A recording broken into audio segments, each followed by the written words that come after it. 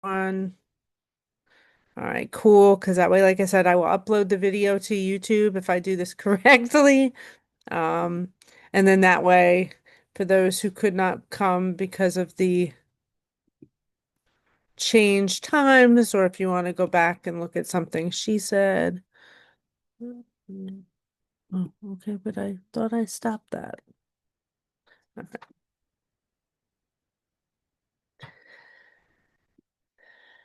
so all right, let's try this one more time. No, it's recording. It says it's recording. Yeah, my screen share got screwed up, so yeah, the recording's not what I was worried about. You know, I always have trouble with these screen shares, Alfred. I thought I had it down this semester, but it still sneaks up on me. All right, week 6. We're 2 weeks away from midterm already. I probably shouldn't say that to you guys. It might cause you more stress than helpfulness. Yeah. So thoughts from last week. The assignment is technically not due until midnight tonight, so I haven't looked in the last like hour to see if anyone handed them in. I haven't seen many so far, but I have seen at least one, and I was happy with what I saw. Does anyone have any comments about what they've been working on or the assignment in general or what we talked about last week before I move forward? No?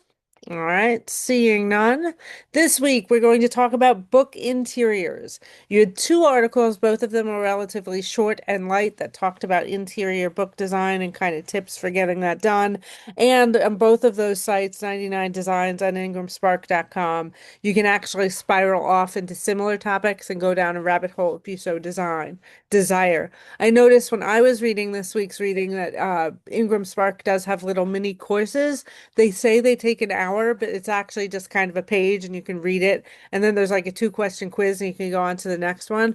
So if there's an aspect about your assignment or something, it probably anywhere in this class that you're having trouble with, that might be a good resource to look for things that could help you if you can't find someone else to assist you.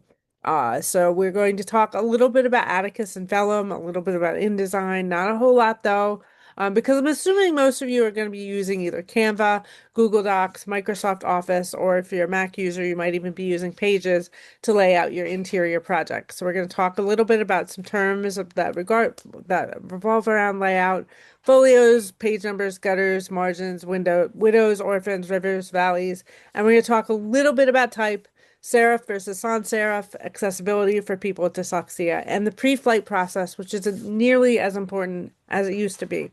All of this is in preparation for you for your interior book sample, which is due before you leave for spring break.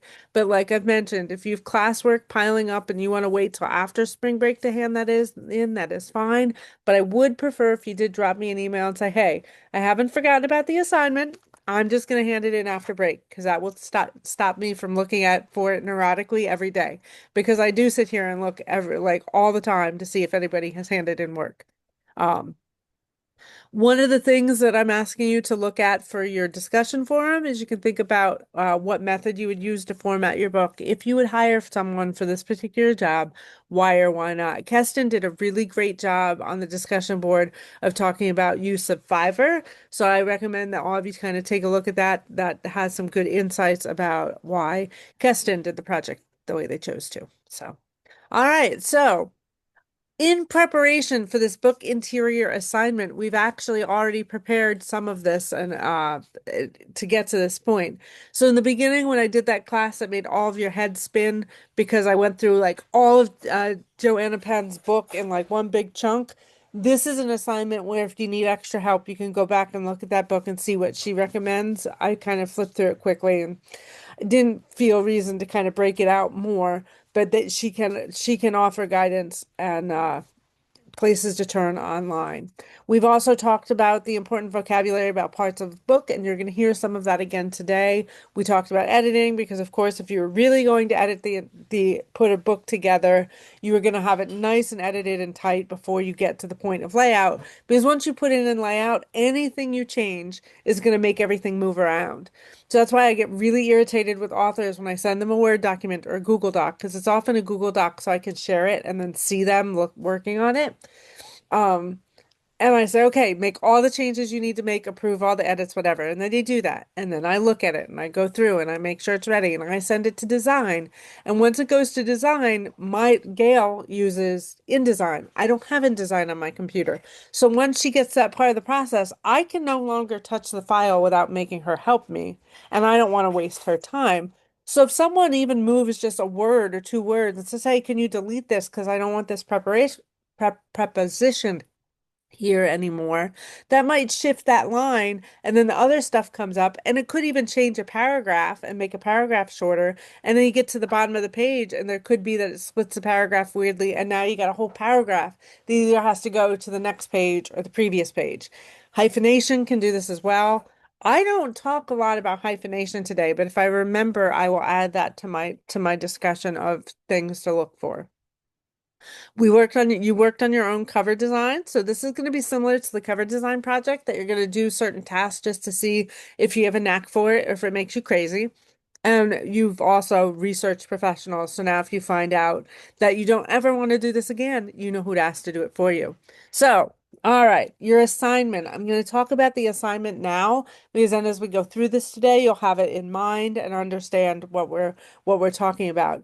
You're going, and if you look, it's going to be similar to both the cover design project and your professionals project. I have very distinct areas where you're going to get points for in rubric style, but if you hit these items, you should be fine. So you're going to have a copyright page, a title page, one interior page, as I say, with a chapter heading, one interior page, all text. All right. So just having those 5 pages, making sure you have each of them in your project, that's already 5 points.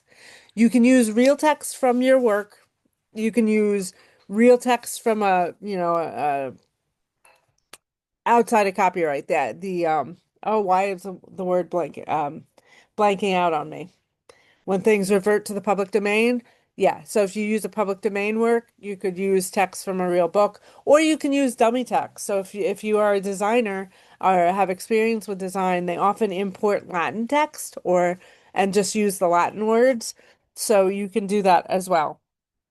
I don't know where to get Latin text because I think the InDesign and the fancier design softwares automatically put that in. But I think most of you have something that you can put in. You really only need about 400 to 800 words, and I do not care if you repeat the words. So if it turns out you have a piece that's like, you have 400 nice words and you just use those for both of your interior pages, the one with the chapter heading and one without, that's absolutely fine. Like I said, you're not getting graded on content, you're getting graded on what it all looks like. So yeah. If you want to include a page with an image, you may, but that page is going to be you still have to have about 400 words on the page. So you can't just put a great big picture on the page and be like, there's my interior page. So if it's not exactly 400, that's fine. If your picture is big enough that you only can get 350 and make it look decent, that's absolutely fine. But if you're going to be dealing with images, then you're also going to deal with things like text wrap. So if you aren't familiar with text wrap, that's where the words go around the picture and you can set it up so that the words either go over the picture or behind the picture and then you have to set margins around the edge of the picture to make sure that the text flows the way you want it to, and it can be really tricky, especially in a word processing software. But if that's a challenge you want to try because that's something you want to learn to do, go for it. You are not required. I would like you to have a colophon on your copyright page. That is, or the indicia page, depending how you phrase it. That's that page that has your publisher information, your copyright warnings, any other information like how to contact us if you want to put that there, your information if you did get a copyright and what year and all that. But also I want you to include that little paragraph that says these are the type choices I made and why I picked them. Does not have to be long. I mean, but if you decide to pick Times New Roman, because if I see Times New Roman, I'm gonna be like, oh, well, that took a lot of creativity.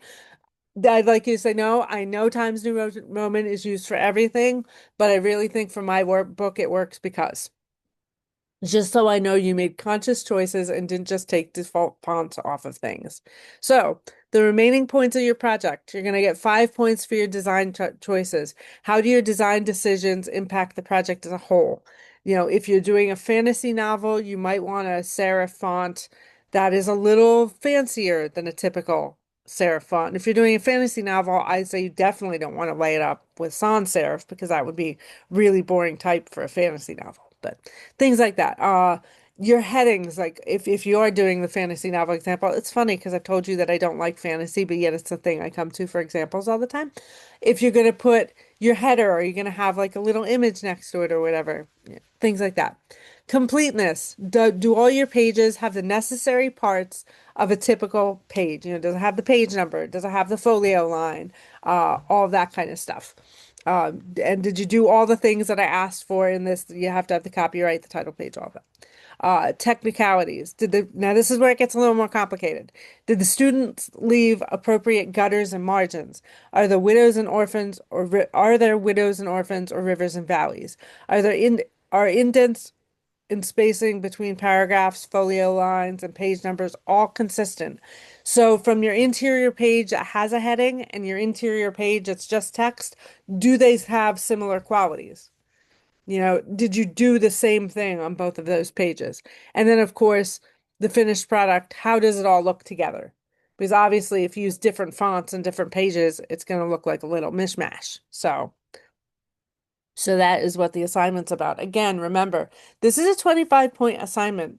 You're not supposed to spend more than like an hour, 2 hours on it. Just get it done, make the decisions. If something's giving you trouble and you can't get it to work in a decent amount of time and you feel like you're spending way too much time on the assignment, then drop me a line and be like, this is giving me trouble. Am I overthinking it or am I okay? And I might even say, like, hey, if you can't figure out how to fix that river or valley, just mark it and be like, I'm aware there's a river and valley. I just don't have the technical skill to fix it. So you can critique your own work and be like, here are the flaws because I just can't figure out how to do it. Because I would probably end up in that situation as well. Um, okay, so yes. First decision you're going to have to make, and this I took directly from that Spark 1 hour book design course, is your trim size. Your trim size is the size of your book. So I think this one, pretty sure this one's like either 5.5 by 8 or 5.5 by 8.5 or 5 by 8. This one looks like a pretty standard 6 by 9. Um, 6 by 9 is kind of standard. I'm going to suggest if you're doing this in the real world, the 6 by 9, because print on demand charges by the page, not by that page sheet I talked about before. So because the 6 by 9 will make a shorter book, so it'd be cheaper to print in the long run. And this is pretty much a standard size nowadays for this assignment, and you can even make this distinction in your work. I recommend you do 5.5 by 8.5, and we'll get to why in a minute. So if you really want the challenge and you want to do the 6 by 9, go for it if you think you have the skill. If you want the easier one, do the 5.5 by 8, but I would again make a note and say, hey, I think my book would be better as a 6 by 9, but I'm not sure I'm willing to lay that out for this project. All right. So tips for typesetting, and this comes from oh, did I? Yeah, I think I kind of went through all that. Yeah. So yeah, and Ingram even recommends that you go to the bookstore and pick up books and look at books next to yours, because you also don't want your book to stand out on the shelf for being the wrong size. We've all walked into a bookstore somewhere and there'd be like all these books that are completely uniform and then this one little oddball that's super skinny and small, or vice versa, really big, and so you want it to stand out, but I think you'd want it to stand out for things like color and design, not because the shape is wrong. Because some people are weird enough that they don't want a book that doesn't fit on their bookshelf and look nice, and they might not buy your book because it's not standard. So, tips for typesetting. Typesetting is the official term for what you do as you lay out the words. You're organizing the type. So, there's some tips that they give for book design. Let me see if I can open this up for you. All right, so they talk about the book block. So that's everything in that square on a page. You want to make sure your margins are big enough to have room all the way around and be consistent. The text must line up across the page. So they mean that as you have a book like this, you want to make sure those two interior pages I asked you to do, that they're going to line up this way. Because, I have seen books where line up exactly and your eyeballs start to go, what? Widows and orphans. So the first line of the paragraph should never be on the end of the page. I don't like looking at this article, so I'm going to go back over here. So, oh, see if I can go back to making that full size again. Oh, maybe I cannot. All right. Oops. Okay. So widows and orphans, you don't want to have that a single line be at the bottom of the top of the page. So if you look closely at even this textbook here, this has two lines in this paragraph. And I don't know if originally it was, made that way or if he had to do a design choice. You can mess with things like how close together the words are. I would probably edit the text because I'm a better editor than I am designer. So,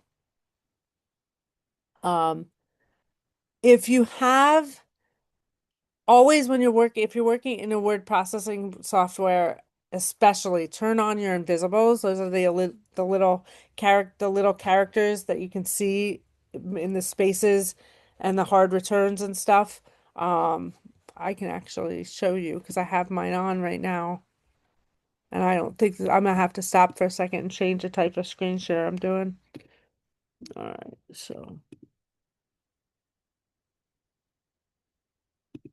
All right, so this is hopefully there's nothing naughty on here. This is the novel that I'm working on right now. Um, so you should see chapter 12 if I shared correctly, because I don't usually share this stuff. So you'll see that this is a hard return. It's a little paragraph symbol. You'll see all these little blue dots, and that shows me. I actually have this on because I was editing something for pre-press, and the author had put tabs and spaces in here. Not in this, but in the document I was working on. And in layout, you either want to use these tools up here where you can change the indents and you don't want to use a tab. You want to do everything, or you just want to leave them flush and like not have anything like this at all, so that you can set it up in design to be appropriate. Now, if you're doing it, oh, I'm not gonna mess with it right now, but if you're doing it, like I said, in a word processing software, some of the rules that apply, um, Cheyenne, I just saw your question. I apologize to lose my train of thought. You can do these however you want, and we're gonna talk about more specifically, but you can do it in your word processing software. You can do it in Canva. Your word processing softwares may even have templates for you as well. And you can start with a template because you're still gonna have to perfect it. So yeah, those are your invisibles that'll help you see where your spaces are so you can get a good clean design. All right, why am I not insert? And I apologize. I feel like I'm babbling today. All right, line spacing. You want to have enough space between lines so it's easy to read, but again, you want to be consistent. Paragraph spacing, you can set up your word processor to have those little gaps after a hard return. Traditionally, you don't do that in a book. Now, in a recent book we did do that in one of our books, and I meant to ask Gail why she did that. Um, for your text, if you're doing along your actual body text, you traditionally use a serif. You don't want a sans serif font. Oh, why did my screen sharing get weird? Alfred, I knew you were going to ask for a sample. I will try, but I don't know if I will be I actually started to set something up, but I don't know if I will be able to do that for you. I This will. I learn by looking at sample. Well, So we will. if there is something that you have worked on that you can If even So I went through and I did parts of the assignment just to make sure that I could help guide, but I did not do them exactly the way that I asked you to do them, and I don't know if I saved them. So I will see what I can do. But oh shoot, did I do this again? Yeah. Ah,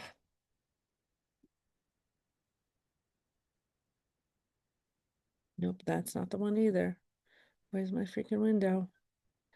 Because I'm hoping that McKenna is going to have better stuff than I do on this. Because like she's done it a lot more than I have. All right, so escape this. So I can put this back on.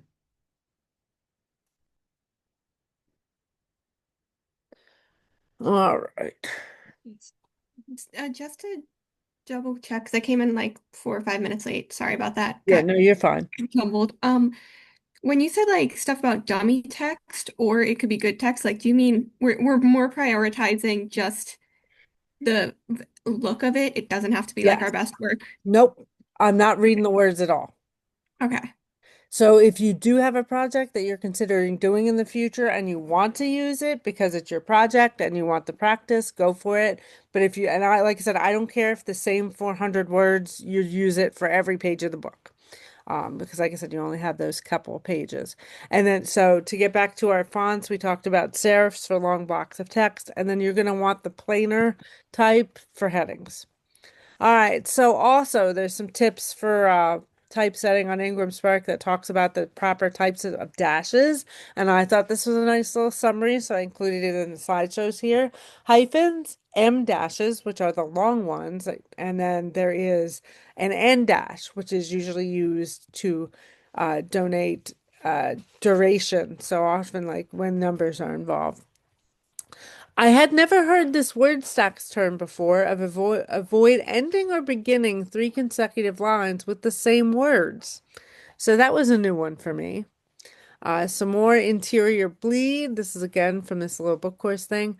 Uh, they're telling you the amount of size that you want for trimmings. That's referring to these margins on the outside. And again, I'm gonna actually I hope I made a slide, but I actually did do some work. So um, and then so when they're talking, the bleed is going to be out here, like if you have something on your text. This area is the gutter in the middle. This area is the gutter. If words shape the way words flow, because you don't normally use justification, full justification in a book. Justification is that item in your word processing software that you can click the button and it makes everything line up on one side or the other side, or you can do full justification and it spreads the words out. But if you do that, you get more of the rivers and valleys, and rivers are the big blank spots that end up between words. And the funny part is if you have a good book, you're not going to have examples of that. So, okay. So, all that is the official stuff. So, this is what I am giving you for a tip. A standard 8.5 by 11 piece of paper set to landscape in a word processing software equals 2 pages of your book. So if you turn it to the side and set it, if you when you open up that new document, you do landscape instead of portrait, that is exactly what should be this book. Yeah. So this book is actually 8, not 8.5. Because you can see that little half inch comes out at the bottom. So this is a standard sheet of paper. And if this book were 8.5 or 8.5 by 5.5, you see how it has that little thing hanging out. So this is actually 5 by 8. So our book's gonna be a little bit taller. So you can see how this is now 2 pages of your book. So that's a good way. You can also print it out then and see how it looks and see if it measures up. Um, yeah, so I set a sample of text. I made it 2 columns and I set a gutter of 1 inch. Now, I did not make actual screenshots of this because I was using Pages on my computer, and I'm assuming most of you are going to be using something like Google Docs or whatnot.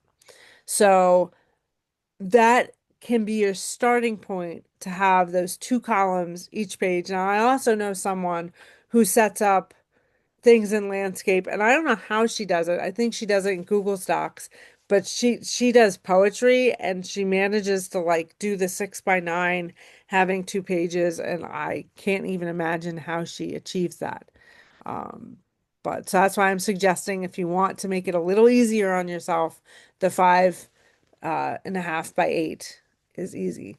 So remember when you're doing your little details,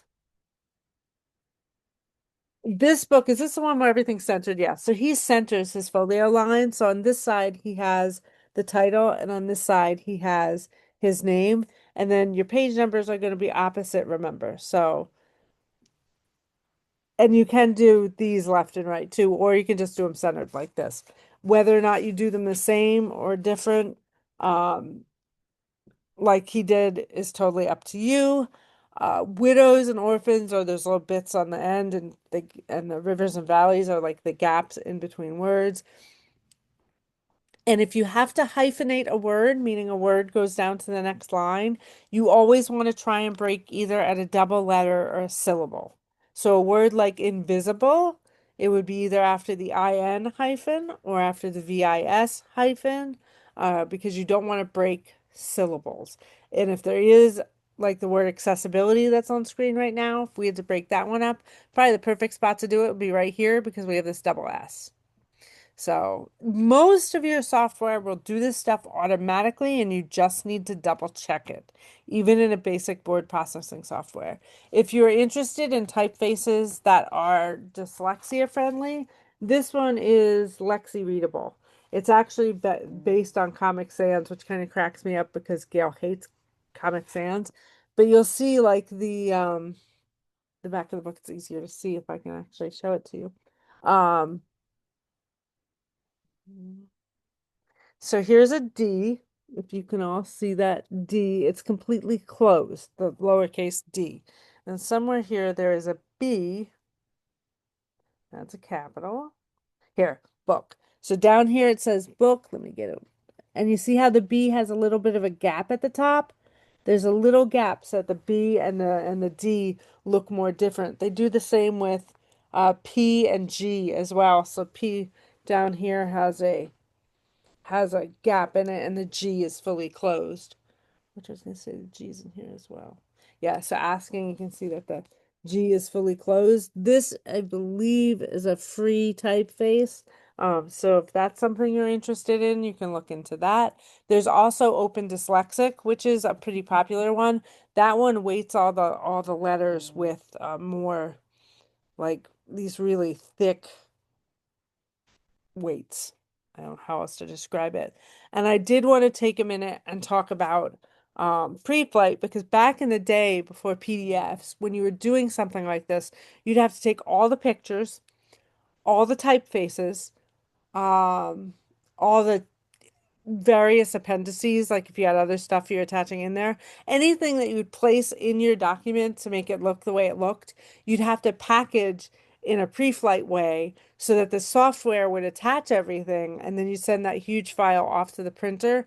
Luckily, these days we don't have to do that. But do be aware that sometimes not all typefaces are going to translate the way that you want them to PDF. So definitely PDF your work and make sure that everything worked the way you wanted it to. And I was gonna say, did I already like get to, okay. So design options.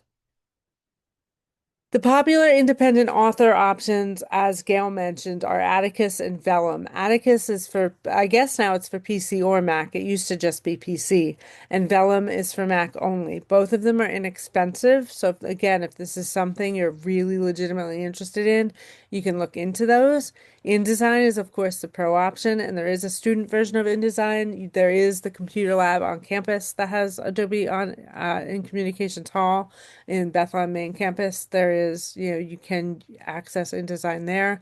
But like I said, most of you are probably going to turn to Google Docs, Microsoft Office, or something like Canva or Pages. Yes, I was going to say, and I have reached almost the end of my slides already. So yeah, let's go back to this whole idea of Alfred wants. Does anybody have questions so far? Other than I'm sure you're all intimidated. Um, Do you because know if Pocono campus has InDesign, or is that I exclusively do Bethlehem? not know. I mean, it's funny because I'm colleagues, for lack of a better word, with the main dean, so I could ask her. But yeah, it might be worth asking around. I don't know. Okay. So, so yeah. So I'm going to do a generic screen share again so you can see my messy computer. I'm sure that makes you really excited. Um, let's see, that's just this one. All right, so you're gonna get my whole desktop, which means you're gonna get yourselves as well, probably. All right, so I'm gonna go over here. Well, you know what? Let's go to Google Docs. Let's go to Google Docs. Go to Google Docs. Yeah. All right.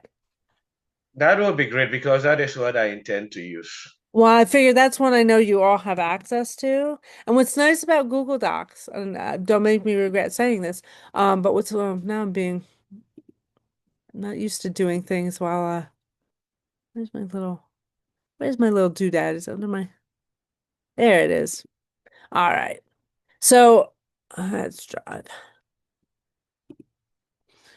What's nice about Google Docs is if one of you really does get into trouble or isn't sure, you can send me a link to your Google Doc before you're done and be like, can you just go take a quick look and help me, whatever. All right, so let's see. Blank document. And in Google Docs, I know I found this before. It's going to be well, do they have templates? Just out of curiosity. So I'm sure they have a novel template somewhere. But anyway, but let's not waste time on that. All right, so somewhere here there should be a like a format, page orientation, landscape. All right, we're gonna did that work? That doesn't look wide enough to be.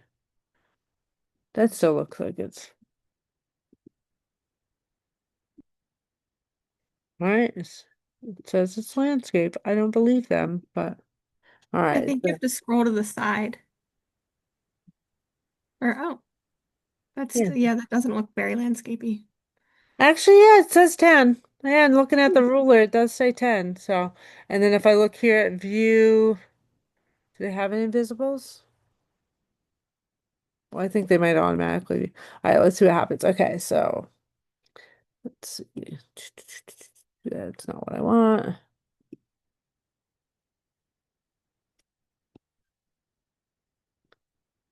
Columns. Two. All right, so now let's see. We probably should put some text in here. Um, let's just go over here. And I guess we'll grab this. Well, now I gotta take a whole. Now this is something I wrote in the middle of a group yesterday, and I am not saying this is good writing. So, okay, you can see it already. Now to try and find where, oh, here's where my gutter should be. So, and then I'm just gonna paste that some more so I can see. There we go. And then I can probably just, so if I go to 5.25, oh, that didn't work. All right, hang on. Okay, so that's just an indent. That's not a, all right, so I don't know how to, oh, so it'd be, okay, so if I do this, and like I said, McKenna's probably gonna be doing more of this as well. Um, where'd my things go?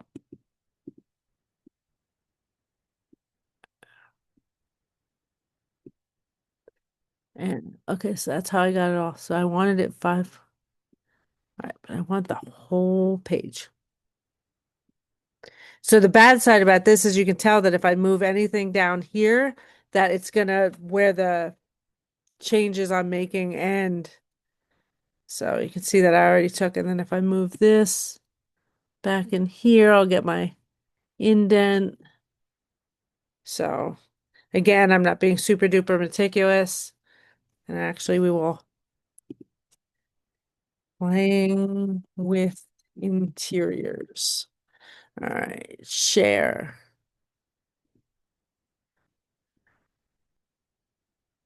Anyone with link, copy link. I'm going to put this in the chat so Alfred, you can steal it because I know you will want to look at it again. If anybody else wants to look at it, feel free. Anybody else wants to? So there you are. I will also put that in an email to myself so that I remember to include that link after class. So there's all my welcome to my personal email. So please, would you critique what you have done? Critique it? We haven't even done anything with it yet. Okay. Yeah, that is because I'm still lost. It's okay. It's one of those things that it's kind of a if I worry that if I give you too many little nitty-gritty things that you'll have to do things my way, and I don't want you to do things necessarily. It's about adventure. It's about figuring out what your style might be. So there's that. So yeah. So now like this side you can see is a lot more narrow than this side. So we'd have to make sure they were even, which I think when I'd have to do some like I think this should be a little smaller. Oh, that didn't work. Okay, so I see it's just doing this paragraph. Ah, that's part of the problem. So I need to highlight all of this text. But now you can see how these bottom paragraphs are changing. So it's going to change the flow and see how it now goes over here. Now that's probably, is that too much white space?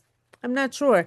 And you can see how this here, this little, this little thing, uh, I didn't have, it wasn't over here, so it didn't get the same treatment as. So I need to actually pull this back in. And I think now I've totally screwed up those indents. But yeah, you can see on everything I've kind of screwed, as I mess with it, it screws up like everything all over again. So that's why I'm suggesting like don't go too crazy with text because the longer something is, the more difficult it's going to be. I see a couple of you popped in already. Hi. Um, it's going to be so yeah, so this is the sample, this two-page spread here. And again, I only said you had to do one. So if I did a chapter heading here, blah, actually it would be,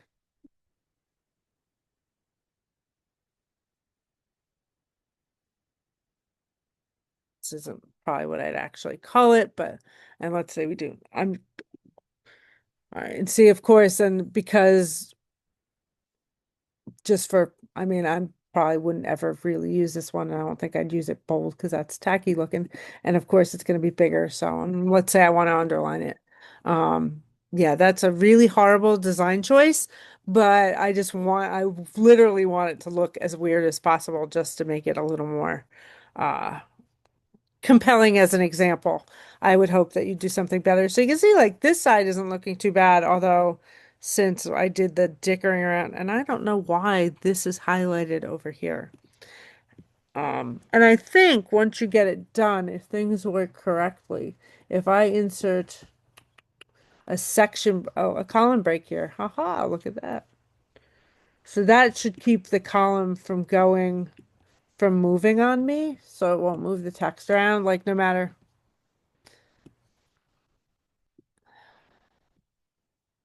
Thumb's still broken, so not exactly all right. So I don't want all of it. I just want one column. Why is it giving me two? So yeah, this is the kind of frustration I expect all of you to have, and I am so not sure why this is over here. But yes, you will encounter these problems.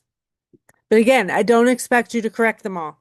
So McKenna's here, so hopefully she can do even better at they were asking for an example. So we literally just placed some of this text and we're playing around with it. So I'm going to turn things over to McKenna now. Um and after McKenna's done, and McKenna, just let you know, I am recording this session. There's I think everyone's here except one person, or maybe two. Yeah, two people aren't here. But that way, if anybody wants to reference the video later as they're working on their assignment, or for those who missed it, so there you are. So, any questions on the mess that I have made? And again, this is a document that if any of you end up having trouble, we can go into this document together and check it out later. Again, remember it's a 25-point assignment. It is not, I mean, if you handed in something like this, tell me where you ran into problems and how you plan to fix it that you couldn't quite do, and we'd probably be okay. Because again, I only want you spending like an hour to 2 hours on the whole project because it's not a big project. So, all right, so I'm going to stop my screen share. And Yeah. welcome, McKenna. Thank you. So Is for it those of okay? you For those of you who don't know McKenna, McKenna Graf is a poet with Parisian Phoenix Publishing. She is a senior at Lafayette College, and she has laid out all of her own books, cover, interior, everything. Pretty much, we just critique them and slap ISBNs on them because it's part of her process. And I mean, I think in doing all of that work herself, her books truly are her own, and she really it really captures kind of her own development as well, which is part of the point of the project. Um, Mhm.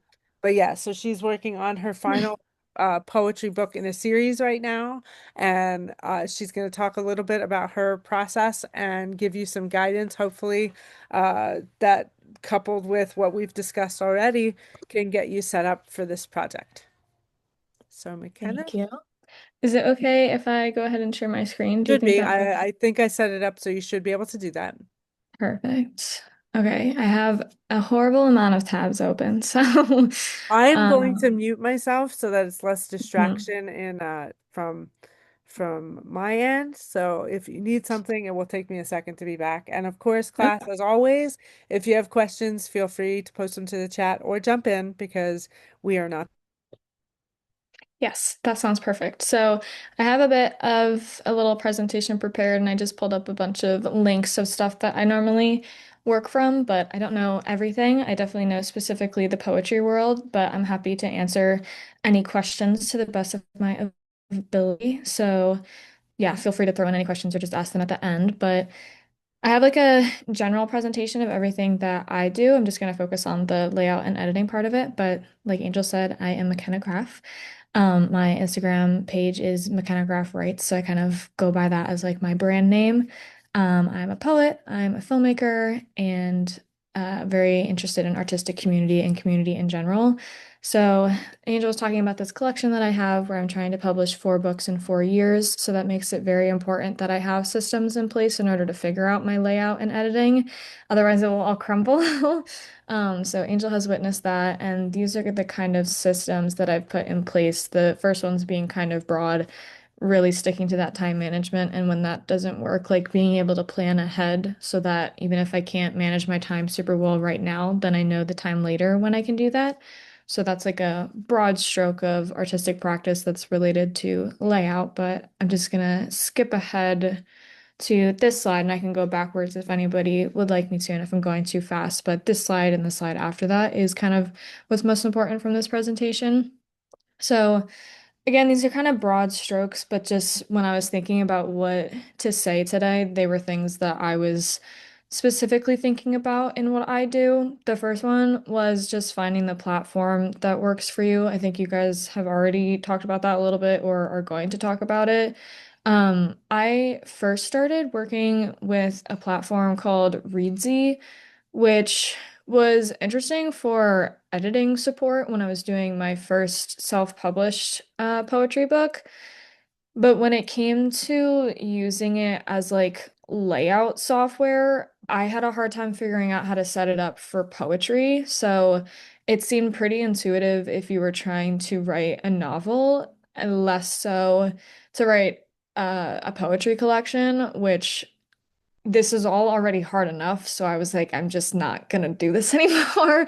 I know that Adobe InDesign you can also use, but I've only used that for cover design, which again is a completely different beast. I was not willing again to try and figure out how to do specifically poetry within InDesign. I think it's, to my understanding, a little bit easier, it seemed, to do novel within InDesign, but what I have found to be the easiest, which is what I really needed from a platform, was to just use Google Docs.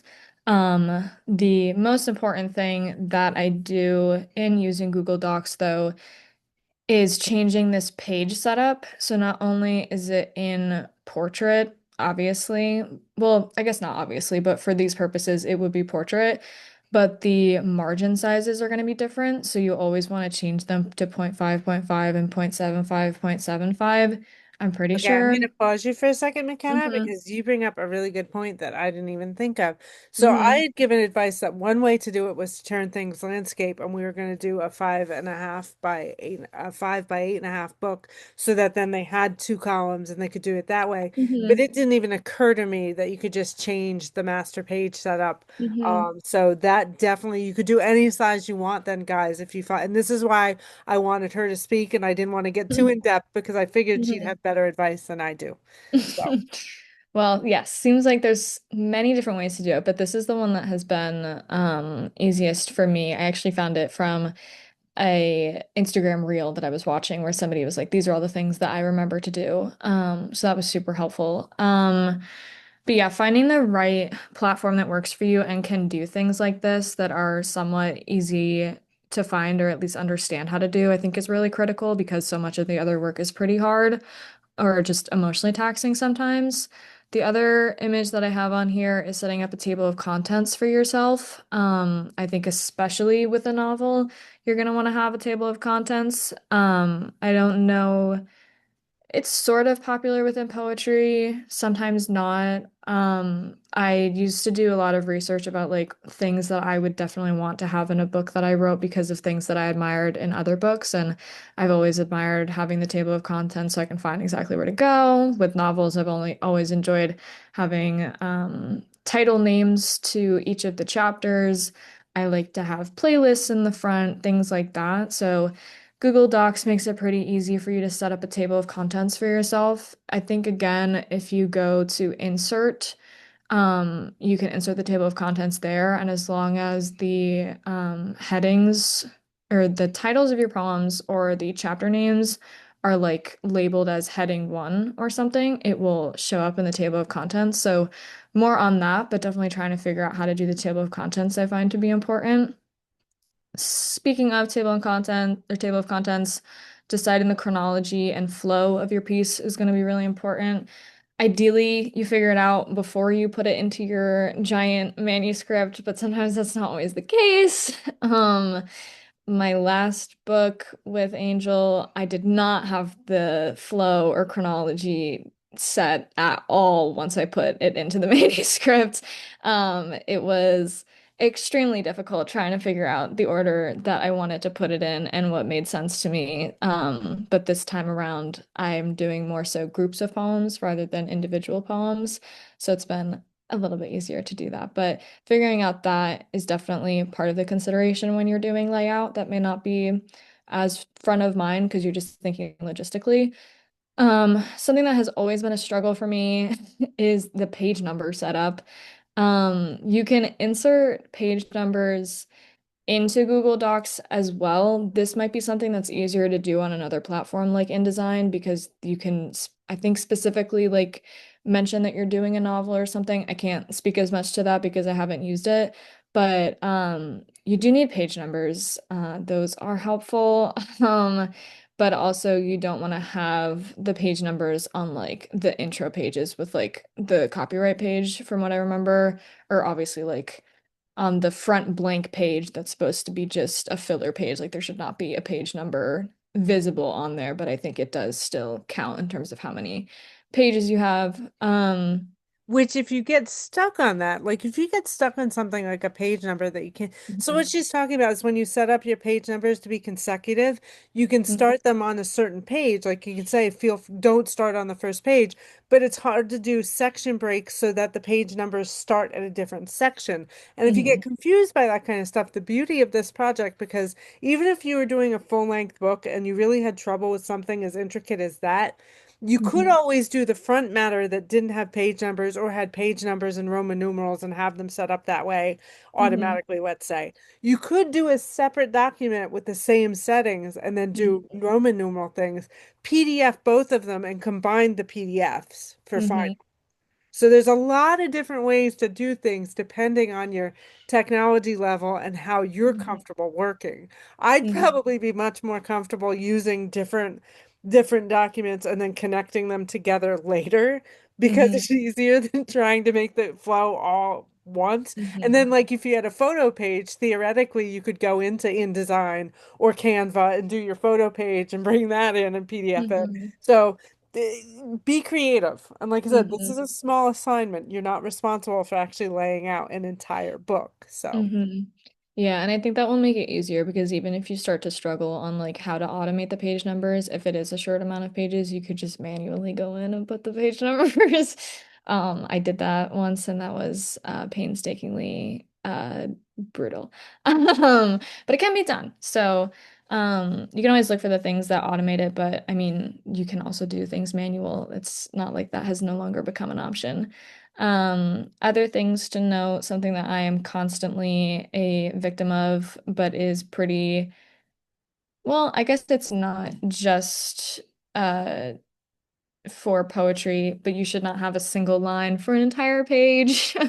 Sometimes that just happens when I'm putting the poems into the manuscript and I'm not really checking, but that should really be avoided. So, and then we talked about this earlier in class, but for Hmm. your edification, McKenna, for manuscripts that include prose, you never Hmm. want a single line on the bottom or the top of a page. So if a Hmm. paragraph breaks, you want it to have at least two lines. And Hmm. again, yeah, I would be probably uncomfortable even having just two lines at the end of Hmm. like at the end of a chapter. I think that would look Hmm. awful. So I would probably go back and edit my page just to get, Hmm. even if I had to Yeah. take words out, just to make it fit Hmm. better to look pretty. So it's a Yeah, very similar thing. definitely.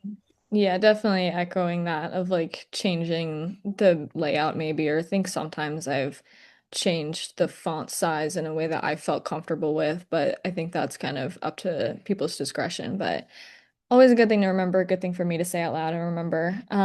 Something that I also think is important in making a layout, maybe that this is thinking beyond your project, but like having the acknowledgments and credits within the layout. Like if you're thinking about poetry, if your work has been published in other places, it's, kind of good practice to give credit to where they were previously published before they got to this section project. And then kind of along the same lines with that, having your author bio and photo, like give yourself credit as well. You did make this whole piece. I have a couple other pictures on here to remind myself of different tips to have. This is kind of emphasizing page numbers within the piece. Let's see. This is talking about, and when I say this, I mean where I'm moving my mouse, which hopefully you guys can see the blue thing. This is the table of contents within Google Docs. When you make a word like heading one, it can populate up in this document tabs, which when you have a lot of pages, it's super helpful to be able to click on that and go straight to it rather than just search for it. This is again emphasizing having your author bio and photo on here. Give yourself credit where credit is due.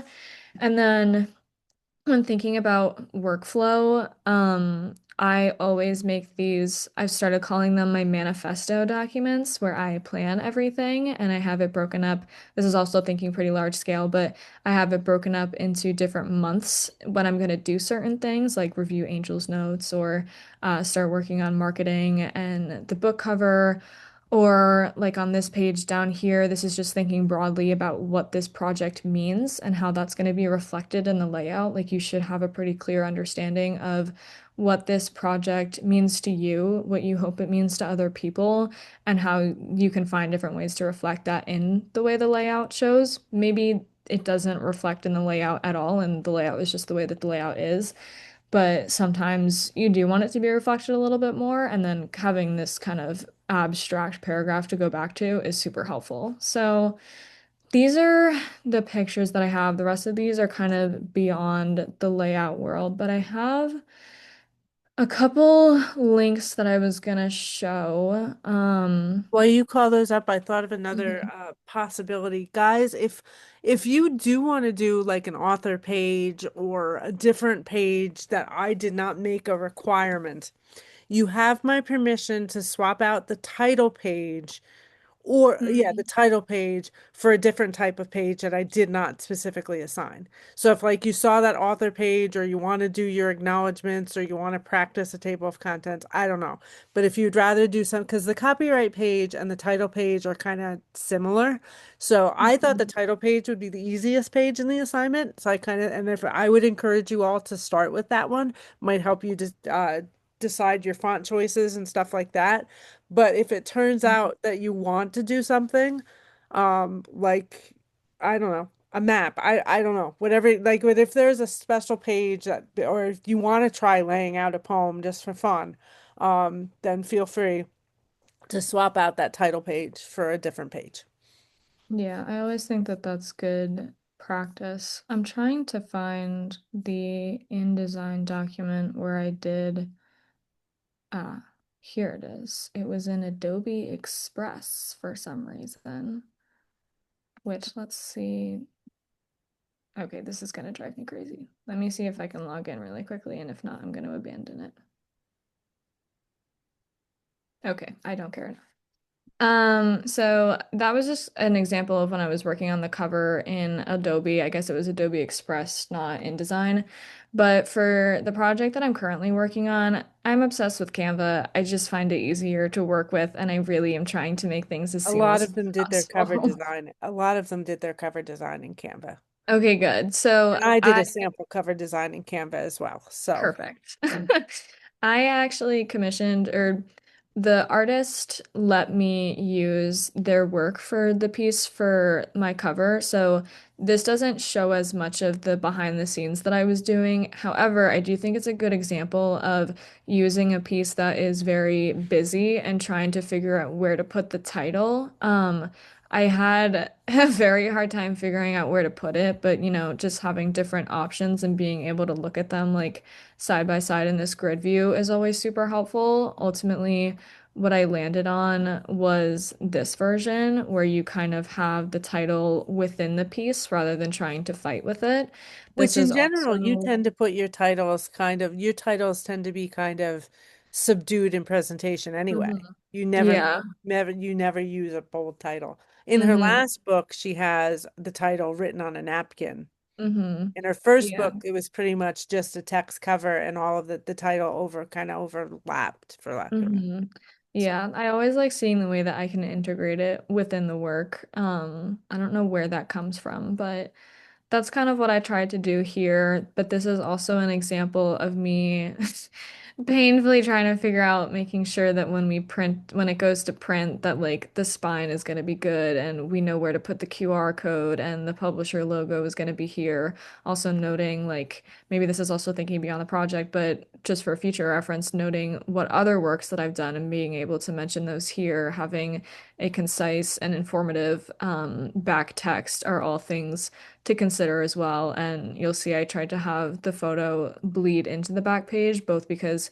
it's actually a painting, and I didn't want to just completely cut it off, but I also wanted it to feel continuous. So it's about noting those things that are important to you, and continuity and kind of immersion in the piece is important to me. So that's a little bit on the cover. I have like endless documents, and then this is kind of just letting you see me interact with the Google Docs where I have my manuscript and comments that I still need oh, there's to, one of mine. yeah, that I still need to address, but it's here and like you'll see this is labeled as heading one here, and that's why it shows up in the table of contents. And I'll just do it for the sake of doing it. The way that you get the table of contents, yeah, is insert page elements, and you're going to want to go to table of contents, and you can choose any one of these different versions of it. The first one is just the one that I happen to enjoy the most. So those are kind of my standard things that I think about. There's probably a million things that I'm forgetting. This is the copyright page. So, And Alfred, is this helpful for you? I mean, if you're present and accounted for up there, because this is the kind of thing I think you would really get into. Thank you. You've made Mhm. my, I believe we are going to have this when you are done. Perfect. Yes. So, At okay. least you've made my day. I was crying Awesome. before you came in. Well, yeah, that's why I was kind of saving it for McKenna because this is not my cup of tea. I hate doing this. I used to paginate newspapers. So when I was editor of I had 6 weekly newspapers, but I had to write one of them myself, and then I had to lay it out myself, and it was like a good 8 to 12 pages, depending how much advertising we Mhm. did every week. And these were broadsheets. They weren't 8.5 by 11. So, and that was all at that time. Boy, was it when InDesign was brand new or was it still Quark? But regardless, so I have experience with this stuff, but I think I've blocked it out because I don't Mhm. like it. I Mhm. don't want to do it, So yeah, Mhm. but It is definitely very painful, and I honestly don't know how I get through it. I think I'm very obsessed with, I guess you could say curation. I really like themes, and I guess I think of this as that. I think it also helps that I always put the cover in the front here so that I kind of remember what it is that I'm doing it for rather than just having this extremely long document. And there is Um, something really satisfying when you get done with it. In mm-hmm, process, it's torture. But when you mm-hmm, start to see, like, no, no, I can tweak this here and there, and then this is mm-hmm, perfect, there is a certain satisfaction, but it's just mm-hmm, not one. Yeah. mm-hmm. Yeah. I So, also think that as you're like, when I was talking about building the chronology of the piece and like figuring out what the general vibe of it is, that's a point where it might be super helpful for people. I know it's helpful for me to like, I love pitch decks. I love having an idea of what it is that I'm doing and being able to see it visually. I think that I'm more of a visual learner than I have given myself credit. These are kind of some of the pieces that I've made for marketing materials. oh yeah, they say, look, there's all your covers, anybody who's Mhm. interested. So this was the one with the napkin. Yeah. And Yes. yeah. Yeah. So So you'll you see can the see them all. different, So, I've definitely evolved. And that's kind of so. the point of the whole And piece. also, guys, I know I keep saying that this kind of work is torture, and like I said, this is Gail's thing. Like Gail loves to do Hmm. things with type. I don't. I'm not Hmm. trying to torture you, but I do believe that in today's world, with the amount of tools we have out there, that we all can Hmm. do these things. And Hmm. even if you do a little bit and you decide you hate it like I do, at Hmm. least you know if you had to, you could figure it out. And that's what I'm trying to show is that you know how much work it is. You decide whether or not you're willing to spend the time doing it yourself, or if you had to do a project, you would hire someone. And Hmm. also, if you were put in a situation where the only way this project was going to get done, or the only way you could get a job is if you had these skills, because some places as a writer, you're going to have to do your own graphic stuff. It's just important that you're exposed to it and you give it a try and how you feel about it. And that's why I'm not making it. That's why I don't want you to be perfect. That's why you don't have to lay out 20 pages. That's why it's just a quick, messy little assignment so you can Hmm. get an idea. Alfred, do you have your hand up? Yes, please. How were you able to import your cover page into Google Doc? I exported, so let me show you exactly how I did it. I'm pressing Command Shift and 4 on my computer. And I Which is a am, Mac thing. which is a Mac. I can also show an alternative way, but I'm taking a screenshot of this and then literally just dragging it over here, just like that. The other way that you can get it specifically from Canva, let's say I'm getting this image. I'm going to go to the top right and hit share. I'm going to hit download. And because I have multiple pages on here, I'm going to unselect, select all. I'm going to select page 4 because that's where the image is that I want. I'm going to click done, download. And then that's going to come up in my downloads. And typically I just drag it in, but that's I not good. insert. I'm old-fashioned. I insert.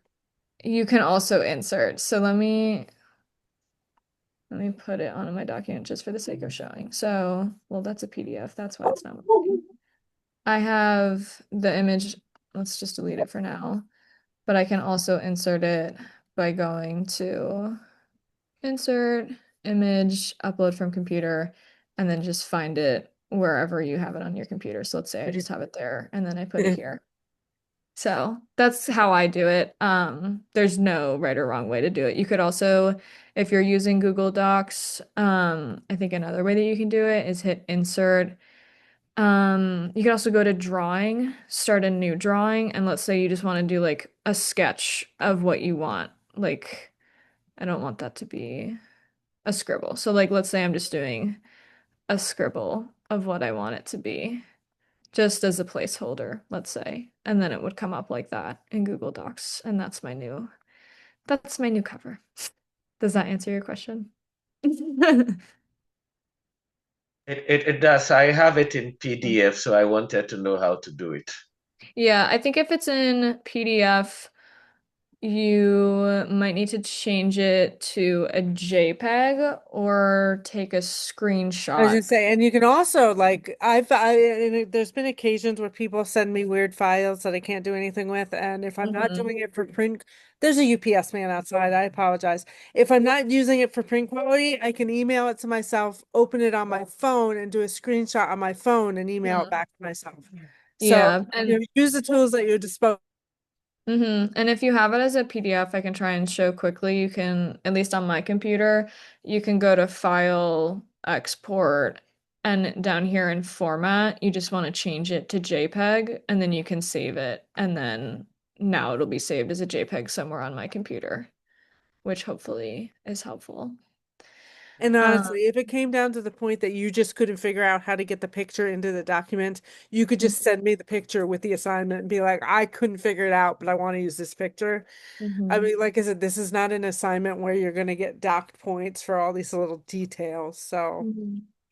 Yeah, I think it's also important to remember, especially because Angel is encouraging it, that you're not existing in a vacuum when you're doing these things. Like, I'm part of the college writing program at my school, and we always emphasize how writing is not a solo activity. Like, maybe you start doing it alone first, but there's a lot of collaboration with editing and going through different drafts. And I think the same can be said about reaching out for help when you're working on layout, especially because it can be super confusing and it's always changing. Like InDesign was not always the way that it is today, the same way that Google Docs is not the same way that it used to be.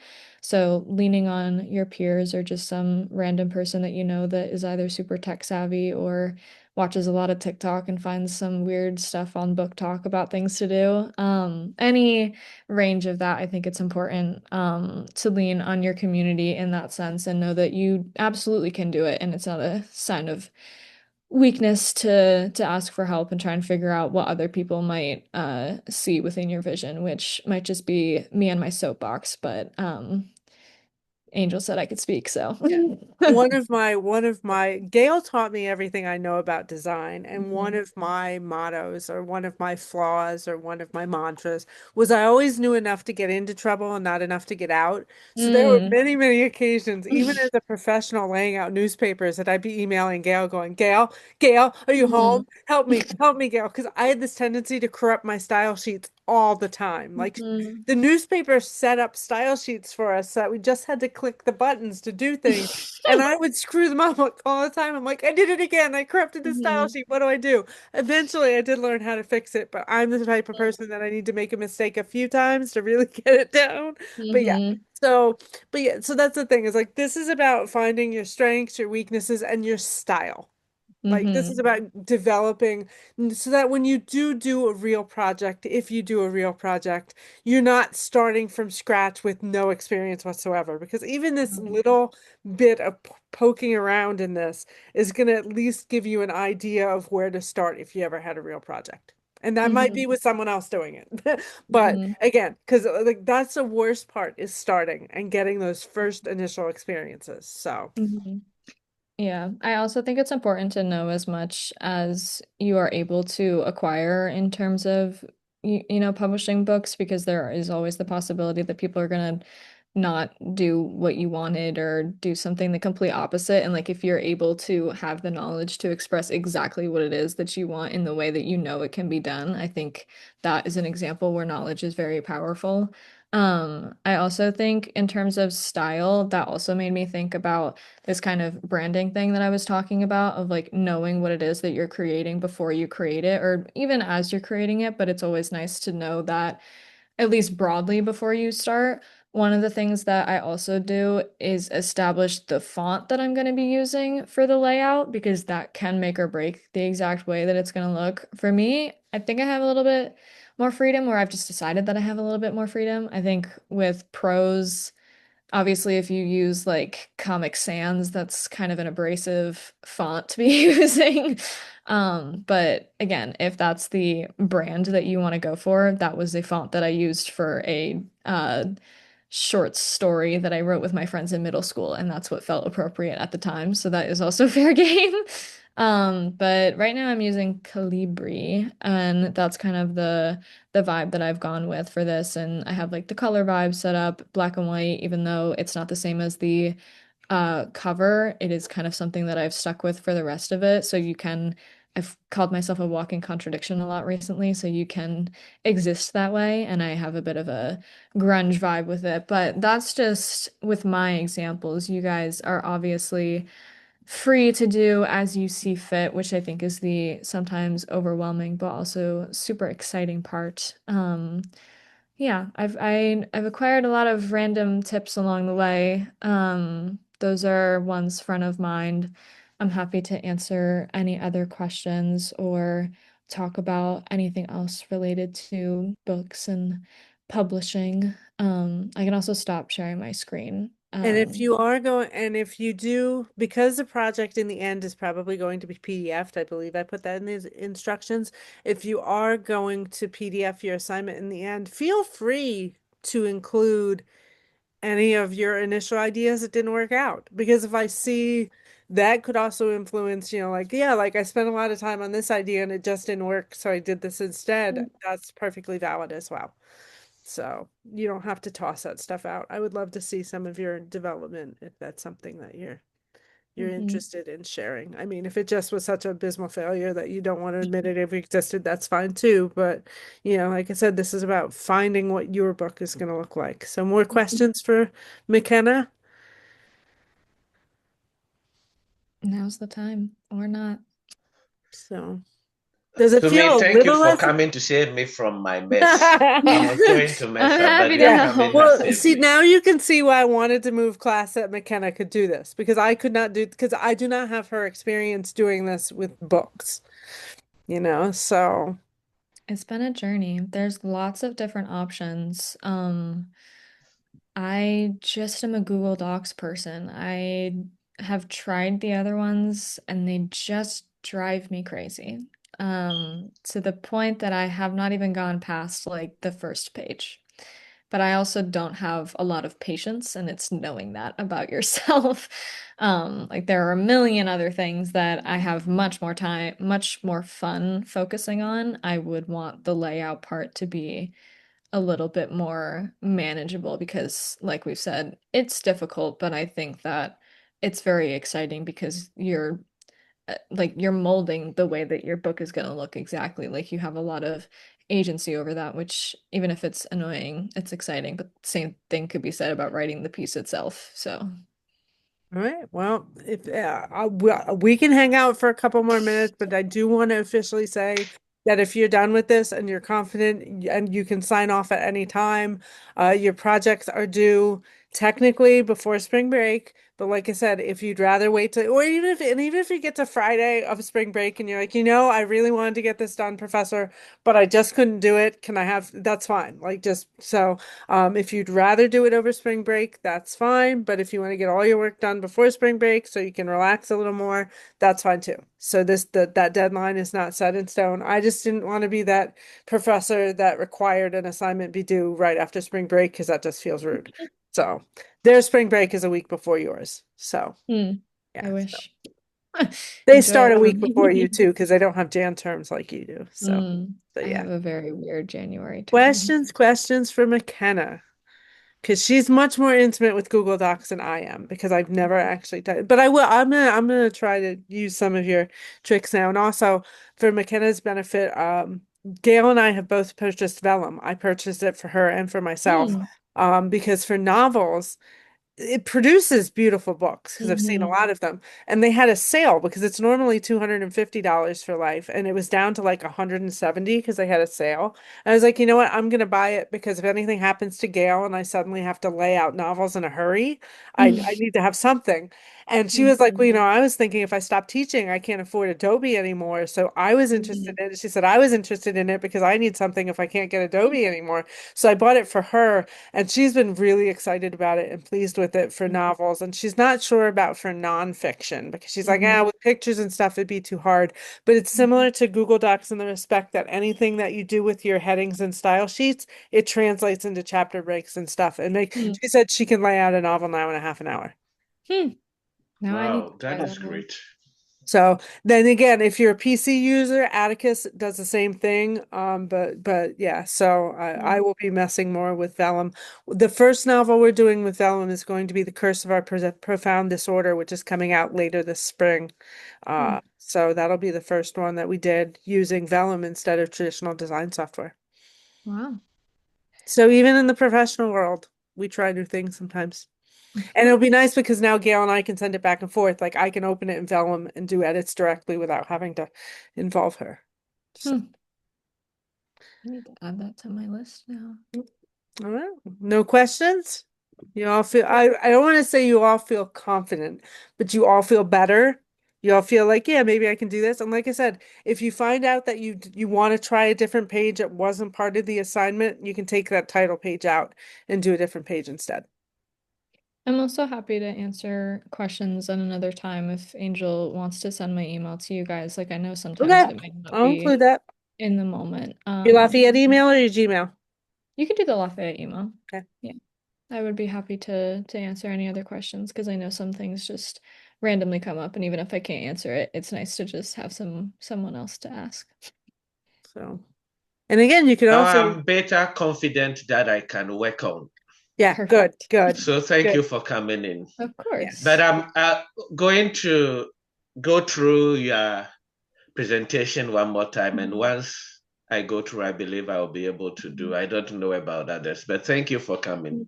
Of It's course. I very can helpful. also I'm very glad. I can also send I don't know if Angel sent it already, but I'll send the public view link of the presentation I that will I just include that showed. after today. Yeah. Yeah, it has a bunch of other stuff that might be helpful if you're thinking beyond this project, which I'm sure you probably are. It's editing and layout, but it's also just a bunch of other stuff that I've accumulated. So, yeah. All right. All right, guys. Well, I will hang out until all of you are gone, and McKenna will probably hang out for a minute or two as all of you start popping away, just in case one of you does think of a question. But I really do appreciate, again, I didn't want to move today's class because I know that's annoying when professors do that. But I hope you found it worthwhile because McKenna is a talented young woman, and I knew she could do this justice for you. But you also got to see me falter around in Google Docs a little bit, so you got an idea, so, Mhm. but You said that this class was recorded, right? So we could yes, refer back to this? Okay, because this was I like a plan, lot of I, information. yeah, I plan to put it on YouTube. Okay, That's, thank you. I'll put it on YouTube as unlisted, and then Okay. I'll send you all the link. Perfect.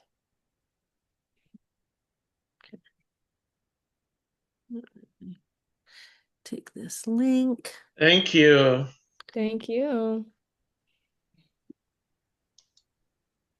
Whoops. All right, well now I just like copied all the stuff from the chat, but that's fine. I can edit.